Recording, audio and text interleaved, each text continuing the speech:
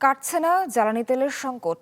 সকাল থেকে ফিলিং স্টেশনে দীর্ঘ লাইনে দাঁড়িয়ে ভোগান্তির পাশাপাশি ক্ষোভ দেখা যায় গ্রাহকদের। গাইবান্ধায় ফিলিং স্টেশন তেল না পেয়ে সড়ক অবরোধ করেন মোটরসাইকেল চালকরা। তাদের অভিযোগ, পাম্পে তেল থাকলেও গ্রাহকদের না দিয়ে খোলা বাজারে বেশি দামে বিক্রি হচ্ছে। পরে প্রশাসনের আশ্বাসে অবরোধ তুলে নেন বিক্ষুব্ধরা। এদিকে সারা দেশেই সকাল থেকে পাম্পে ভিড় দেখা দিয়েছে। ঘন্টার পর ঘন্টা অপেক্ষার পরও তেল না পেয়ে বিপাকে চালকরা।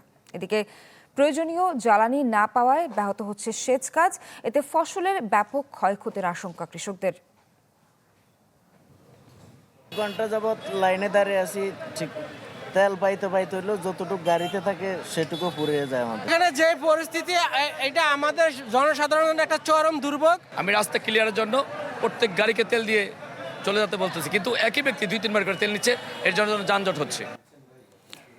যেমনটা জানাচ্ছিলাম কিছুক্ষণ আগে, জ্বালানি তেলের জন্য গাইবান্ধার সড়ক অবরোধ করে বিক্ষোভ করেছেন বাইক চালকরা। এ নিয়ে আরো জানাতে গাইবান্ধা থেকে যুক্ত হচ্ছেন আসাদুজ্জামান মামুন। মামুন, একটু জানাবেন এখন কি পরিস্থিতি দেখছেন, সেখানে কি হচ্ছে? ক্লিংকার বেশি থাকলে সিমেন্ট বেশি খাঁটি। আনোয়ার সিমেন্ট।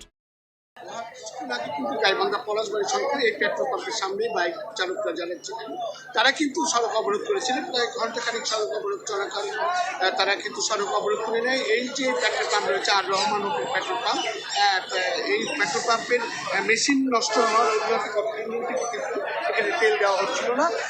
তার প্রতিবাদে কিন্তু তারা কিন্তু আপনার হচ্ছে এই পেট্রোল পাম্পের বাইকরা যারা আসছিল গতকাল রাত থেকে কিন্তু তারা আজকে তেল দেওয়ার কথা ছিল, দেখে বাইক রাইডাররা সবাই এসে রাত থেকে জড়ো হয়েছিল, কিন্তু না দেওয়ার কারণে তারা সড়ক অবরোধ করেছিল। তারা থাকার পরে কিন্তু তারা মেশিন যে পেট্রোল অকটেন দেওয়া হবে ঠিক করার কারণে তারা কিন্তু প্রশাসনের আশ্বাসের পরিস্থিতিতে তারা কিন্তু আপনার হচ্ছে এখানে পেট্রোলটা তুলে নেয়। পেট্রোল দেওয়ার কথা বললে তারা অপরাধটা তুলে নেয় এবং তারা কিন্তু এখন লাইনে দাঁড়িয়ে আছে। এদিকে কিন্তু প্রশাসন, পুলিশ প্রশাসন এবং এখানে যে আপনার হচ্ছে ট্রাক অফিসার রয়েছে, প্রতিটি গতকাল রাত্রে 22টি পেট্রোল পাম্পের জন্য 22 জনকে কিন্তু ট্রাক অফিসার নিয়োগ দেওয়া হয়েছে। এই ট্রাক অফিসার আসার পরে এখানে মেশিন ঠিক করার কারণে কিন্তু বাইক রাইডাররা দাঁড়িয়ে আছে লাইনে সারিবদ্ধ। তারপরে কিন্তু তারা কখন তেল পাবে সেটা কিন্তু জানে না। এরকম এই চিত্রটা কিন্তু গাইবান্ধা জেলার প্রতিটি 22টি যে পেট্রোল পাম্প রয়েছে, 22টি যে পেট্রোল পাম্প রয়েছে সেই পেট্রোল পাম্পগুলোর কিন্তু চিত্র একই। তারা কিন্তু গত কয়েকদিন থেকে 3 দিন থেকে কিন্তু আপনার পেট্রোল পাচ্ছে না। তারা বলছে যে বাইরে কিন্তু কিছু বেশি দামে কিন্তু পেট্রোল পাচ্ছে।